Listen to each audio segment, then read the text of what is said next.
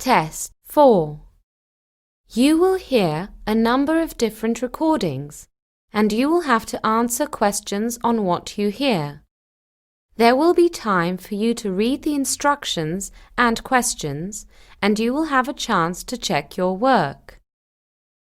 All the recordings will be played once only. The test is in 4 sections. At the end of the test, you will be given 10 minutes to transfer your answers to an answer sheet. Now, turn to Section 1. Section 1. You will hear 2 dialogues. The first between 2 friends at university, the second between one of these people and a university clerk. First, you have some time to look at questions 1 to 4.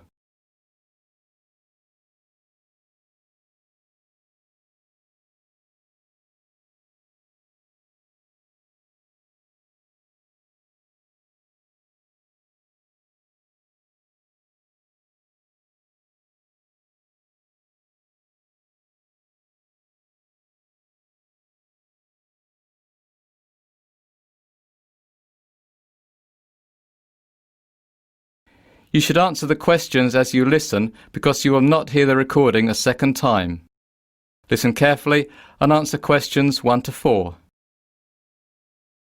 Hi, Julie. You look flustered. What's wrong? I left my car parked in the underground parking and now it's gone. Gone? What do you mean? Do you think it's been stolen? I think so. I'm just so flustered. It's such a big place and I'm not sure. I just can't remember where I left it, or if someone took it. Was it locked? Well, I think I locked it. You know, I was thinking of my class at the time because I was running late, so I'm not 100% sure. Where did you leave it? Underground. It was level 1. Don't you know that area's for postgraduate students, not for undergraduate students? Did you get a parking permit from Student Services? No, I didn't. So what does that mean? It means that it's probably been towed away. Oh, no. It's the first time I've brought my car. I usually catch the train in. How long has it been parked for? Probably around 4 hours. Is there anything I can do? Yes. Go to the clerk at Student Services and ask what you have to do to get your car back. You'll probably have to get your car out of the compound and also pay a fine. I don't believe it. I know, it's ridiculous. But it's the only way the university can control how many people park on the grounds. There's just not enough parking to accommodate all the students. They could at least have clamped the wheel. Oh well, how do I get to Student Services? You go towards the science department, which is opposite the football field and next to the cafeteria. It's in the building in between. Okay, so it's in the building in between the science department and cafeteria, which is opposite the football field. That's right. Good luck. Before you hear the rest of the conversation, you have some time to look at questions 5 to 10.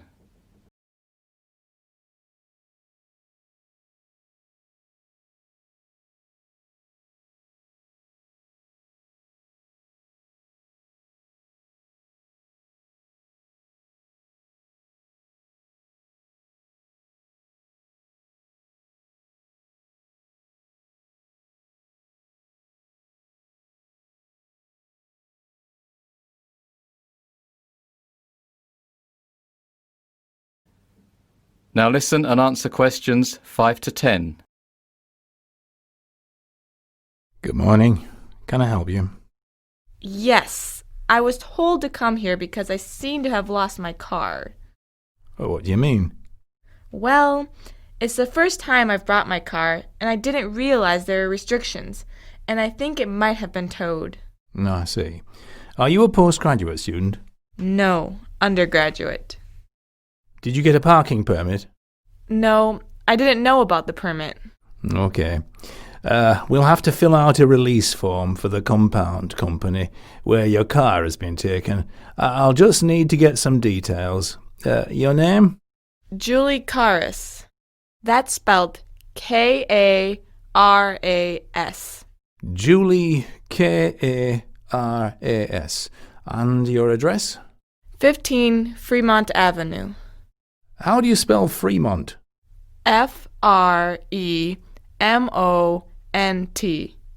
And the district is Hawksley. How do you spell that? Hawkesley. Faculty? I'm in political science. So that's the science faculty. Yes. What's the car registration number? It's KIE6. No, sorry, I always get that wrong. It's IKE614T. IKE614T. What make is the car? It's a Fiat Panda. Do you know the model? The model? Yes, what year was it made? 1998, I think, and it's white. Well, actually, it's cream. A cream 1988 Fiat Panda. No, 1998. 1998. What I'll do is give the car compound a call and see if they have it in their possession. Okay, so what should I do? Take a seat in the green room, I won't be long. That is the end of section 1. You now have half a minute to check your answers.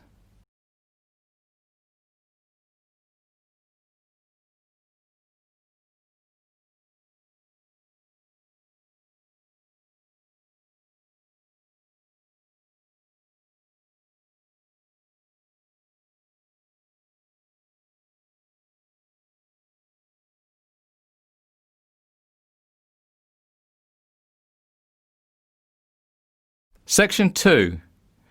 You will hear a ranger from the Nitmaluk National Park speaking on a radio program about hiking in Australia.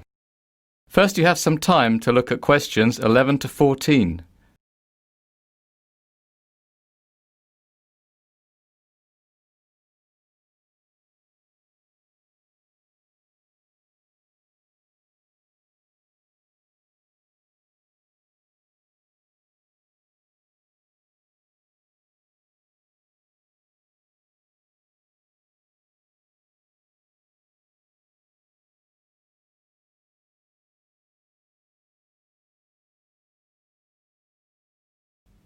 Now listen and answer questions 11 to 14. The Jatbula Trail, located within Nitmaluk National Park, is a 4 to 5 day trek in Australia's Northern Territory. It follows an ancient Aboriginal songline, and the boulders along the way are scattered with rock paintings. There are 5 campsites along the trail. First, Biddlecombe Cascade, then Crystal Falls, 17 Mile Falls, Edith River Crossing, and finally Sandy Camp Pool. Only 10 people at a time are allowed in each campsite, so you must book in advance, although usually you will not see another person on the trail.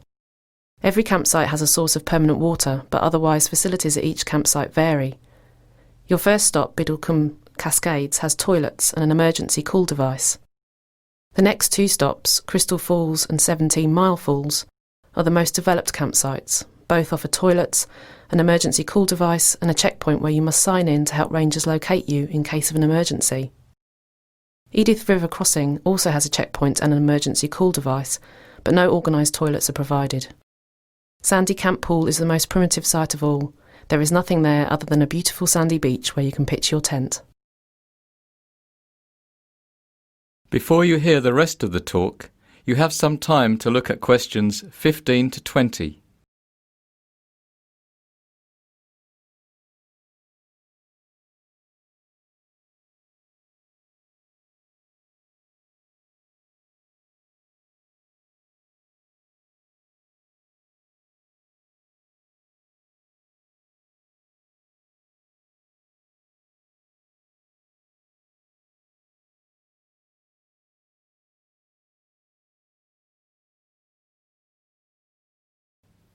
Now listen and answer questions 15 to 20. The trail begins at Nitmaluk Centre, where you must register and pay a deposit of $50. After registering, you may begin your trek. You'll follow the trail overlooking 17 Mile Creek on your left for 8 kilometres until you reach the first campsite, Biddlecombe Cascades, where you'll stop for the night. On the second day, the track leads north from camp. After you've walked for about 5 hours and 10.5 kilometres, you'll reach Crystal Falls campsite located at a sharp bend in the trail. There's a marked trail from the campsite to the Crystal Fall viewpoint. Crystal Falls is 30 metres high and it's breathtaking, so be sure to have a look. The next day you'll change direction and head west across a valley, and then northwest again for about 9.5 kilometres. The track is quite even and flat for the first part of the day, which is a welcome break from the rocky ground of previous days. Before you reach the next campsite, you will pass the amphitheatre, a butterfly and frog-filled canyon that's important to the Aboriginal people who have left intricate rock paintings on the rock walls. A few kilometres further you'll come to 17 Mile Falls campsite, besides a series of rock pools and small cascades above 17 Mile Falls Creek. There is a lookout over the falls that shouldn't be missed and is particularly beautiful at sunset. On day 4 you'll take your longest hike, 15.5 kilometres going to the west. You'll cross a boggy area as you approach the Edith River.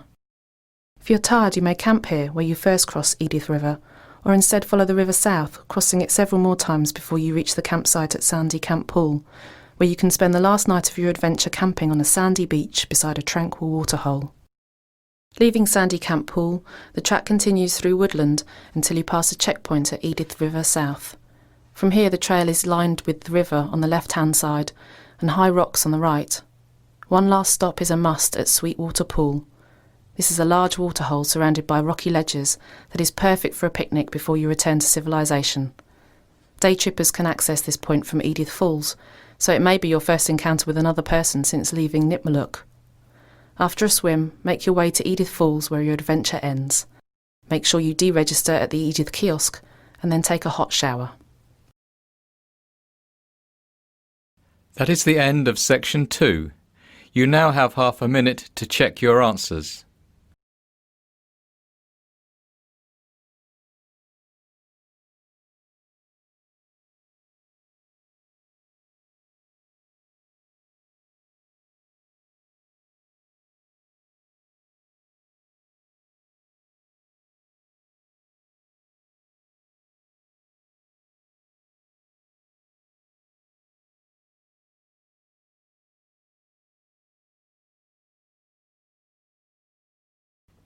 Now turn to section 3.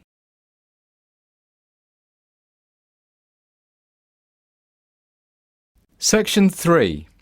You will hear Laura, a laboratory technician, talking to Jamie and Denise, 2 students, about the procedure to get their final year chemistry projects approved. First, you have some time to look at questions 21 to 25.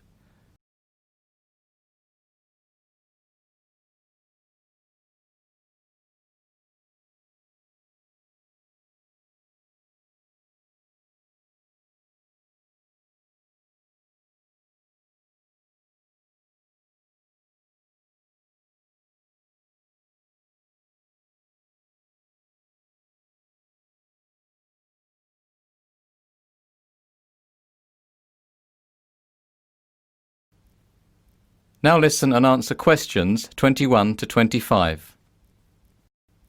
Hi there, I'm Laura. I'm the laboratory technician for these chemistry labs, and Professor Mills has asked me to explain the procedure that you'll all have to go through to get your final year projects approved.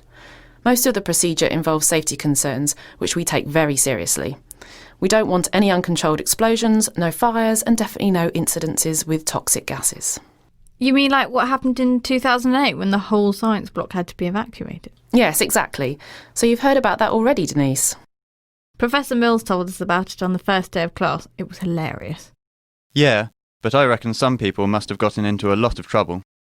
To be honest, it was mortifyingly embarrassing for the chemistry department, because not only could no one identify what the toxic substance was, but also at the time of the incident no one was actually authorised to be carrying out experiments with any toxic substances whatsoever. Turned out a student had got a bit bored and had decided to do some spontaneous experimentation by mixing up some random powders that were lying around. This is actually incredibly foolish, because there are some extremely dangerous substances in the laboratory stores, and everyone was utterly shocked that someone of college age would do something so childish and irresponsible. And, in effect, this incident was the reason we developed the safety procedure that each of you must now go through before we let you loose in the laboratory to do your final year project. The procedure will force you to be really aware of safety issues, so just in case, at the moment, any of you think it would be a laugh to mix up some colourful substances or light things on fire for no reason, by the time you've worked your way through the procedure, you'll at least pause for a second thought. At least we would hope so. So, can I ask something? Yes, Jamie? So, we're basically being punished because some other student was irresponsible? Actually, the approval process isn't as bad as that. We can't really call it a punishment. It seems really very long and cumbersome at first, because you'll have to get a lot of different tasks stamped for approval by a lot of different staff members, and I'm sure most of them will have various concerns and suggestions. But my aim today is to break down the process and explain all the different steps to you so that it doesn't seem quite so bad. Before you hear the rest of the talk, you have some time to look at questions 26 to 30.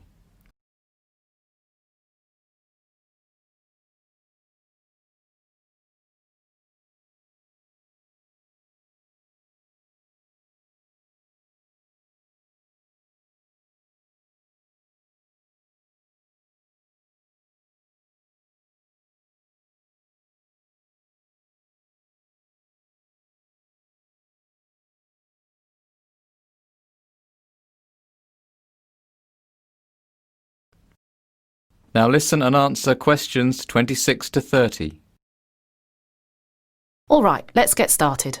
As I said before, a number of different staff members will be giving you suggestions, and they may not always agree, so just to keep things clear, you should remember that the laboratory supervisor has the final say about whether or not an experiment may be done here in our laboratory. Your professor has the final say whether you can do a particular experiment for your project, provided it's approved by the laboratory, and I've got the final say on how it may be done. So, the first step is that you will fill out this safety assessment form. You will have to have a fairly clear idea of your experiment, because you'll need to list all the chemicals you'll be using, the quantities you'll be using for each one, and the nature of the reactions that you'll carry out. You'll also be required to provide a week-by-week schedule so that we can be sure that whatever substances you're working with won't prove to be incendiary if they get mixed up with whatever the person next to you on the bench is getting up to. Really, for most of you, this assessment form will be quite straightforward because you're simply not going to be working with anything very dangerous. But for some of you, particularly if you are working with any volatile substances, it could be a bit more complicated. You might have to justify the use of certain substances, or only be allowed to use them on particular days. Now then, after you've filled out your safety assessment form and given a copy to your professor, you will submit it to the laboratory supervisor and he'll review it.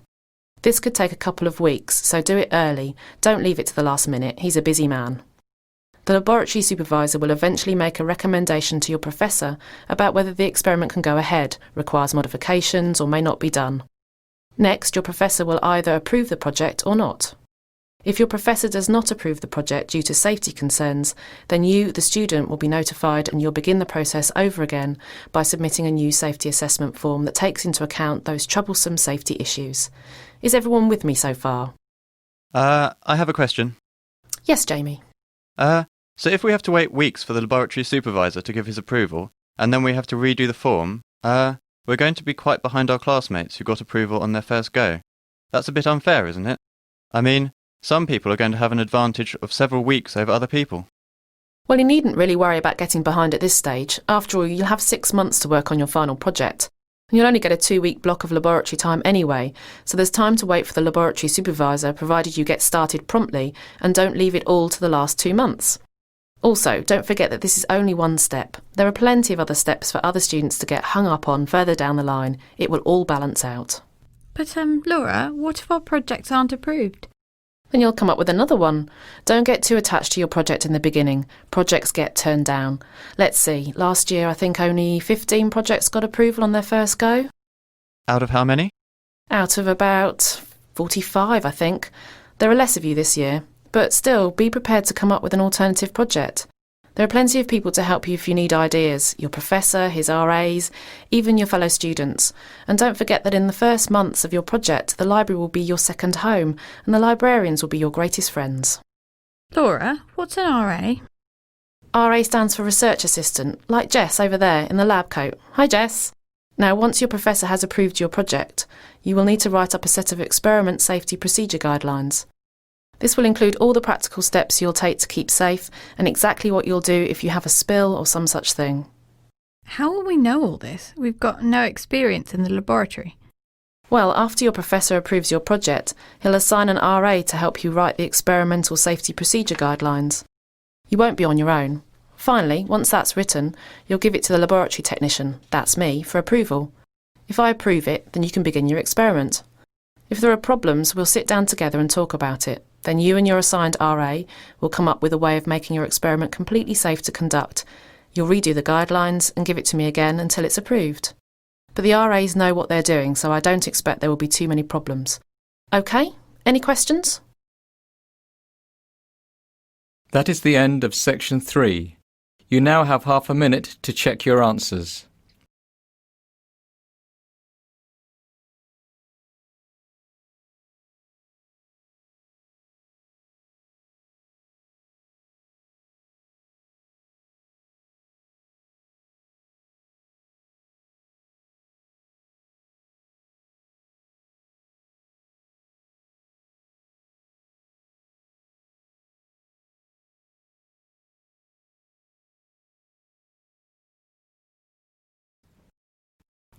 Now turn to section 4.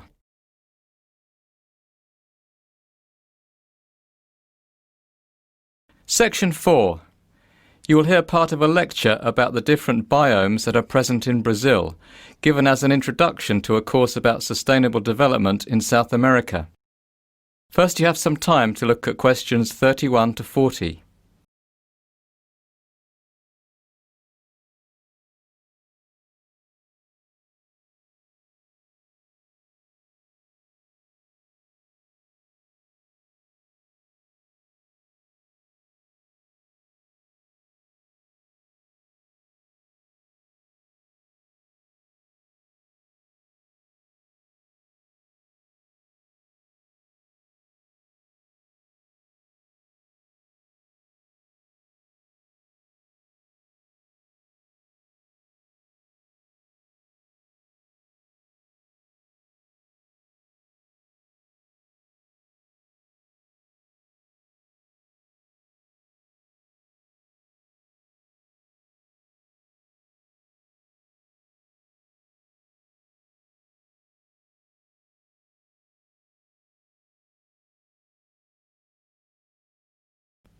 Now listen and answer questions 31 to 40.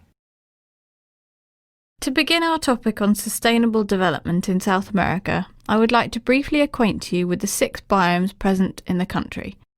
Each of these biomes has its own geographic and environmental features, has unique resources that people may exploit, and indeed, each is facing different threats from human development. Biomes, if you recall, are regions that are climatically and geographically defined and contain distinct communities of plants and animals. They are sometimes named for the plant communities that occur, such as forest, savanna and grassland, whether these plants are evergreen or deciduous, and climatic factors as well, for example tropical, temperate, etc. Alright, let's take a look at this map of Brazil. The largest biome in Brazil is the Amazonian rainforest biome, which you can see located in the north of the country. It's one of 2 rainforest biomes in Brazil, the second being the Atlantic rainforest biome, which is located in a relatively narrow strip running up the eastern Atlantic coast. In the very southernmost part of Brazil, bordered by the Atlantic rainforest, lies the very small and relatively unstudied Pampas biome, which is grassland. Finally, stretching like a belt across the middle of the country between the 2 rainforest biomes lie the Pantanal, the Cerrado and the Saatinga. Starting at the left of the map, you can see the smallest of the 3, which is the Pantanal biome, a unique seasonally flooded wetland area. In the centre of the country is the Cerrado, the second largest biome in Brazil. Cerrado is tropical savanna, a scattering of grassland and deciduous forest that experiences a short dry season. Finally, the last biome, called Saatinga, is located between the Cerrado and the Atlantic forest in the northeast of the country. The Saatinga has a very long dry season, lasting 8 to 9 months, and is covered in deciduous scrub. So, let's begin with the Amazonian rainforest biome. As I mentioned previously, it's rainforest and it's incredibly diverse. It contains the largest single reserve of biological organisms in the world. No one really knows how many species occur in the Amazon forest, but scientists estimate that there could be as many as 5 million.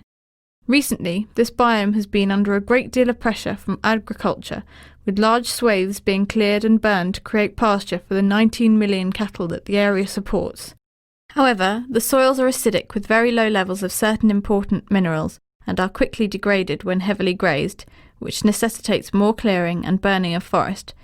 The rainforest is further disturbed by selective logging of valuable tree species. The second largest biome in Brazil is the Cerrado, which is a tropical savanna environment made up of sparse trees and drought-resistant grasses. The Cerrado also contains a huge biodiversity. It's estimated that 1/3 of Brazil's plant and animal species are located in this region. But since 1995, the cultivated pasture area in the Cerrado has increased by almost 70%. It is a common practice to use newly cleared land for the cultivation of crops for a few years, and then when it starts to degrade, to use it for pasture for cattle. The Cerrado now supports 72.3 million cattle, which amounts to 41% of the cattle in Brazil. Next we have the biome called the Saatinga, which is a tropical dryland with a dry season that lasts 8 or 9 months of the year. Vegetation is deciduous, sparse and thorny and contains a high number of species endemic to Brazil. Agriculture is limited by the lack of water, but this biome supports 8.8 million goats and 8.1 million sheep, besides 23.9 million cattle. The Pantanal biome, a wetland formed by the flooding of the rivers of the Paraguay basin, is the world's biggest flooded plain. Vegetation is patchy and variable. It consists of tall grasses, bushes and widely dispersed trees similar to those of the Cerrado, except that in the Pantanal they are partially submerged for a portion of the year. 3 million cattle are raised in this biome. However, the available grazing area is limited by flooding, so large areas can sustain only low numbers of animals. UNESCO recognises it as a World Biosphere Reserve and also as a World Natural Heritage Site. Ecotourism is becoming important in this region, which diversifies the economic activity. The Atlantic rainforest is the most endangered biome in Brazil and also its most affluent region. It's the most important agricultural and industrial area of the country. It supports 36 million cattle and most of the country's dairy production takes place there. More than 70% of the Brazilian population, the largest Brazilian cities and the production of about 80% of Brazil's gross domestic product are all located in what used to be the Atlantic rainforest. Today, as a result, less than 10% of the Atlantic forest is left.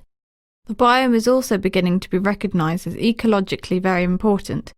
In the state of Bahia, for example, international researchers have identified a world record of 458 tree species in a single hectare of Atlantic forest. That is even more diverse than the Amazon rainforest. At the moment, less than 2% of the remaining Atlantic forest is under protected status, and the scientific community is scrambling to secure what little undisturbed forest still remains. Finally, the Brazilian Pampas biome has a temperate climate. It's the only biome in Brazil that is not tropical. Grasslands scattered with shrubs and trees are the dominant vegetation. The shallow soil, originating from sedimentary rocks, often has an extremely sandy texture that makes it fragile and highly prone to water and wind erosion. The Pampas supports 26 million cattle and 6 million sheep, in mostly natural, unmodified pastures. However, this biome is being threatened with rapid conversion to the agriculture of cash crops. All right, so next week we will go into more detail about the economic policies of the Brazilian government in relation to the development of each of these biomes. That is the end of section 4. You now have half a minute to check your answers.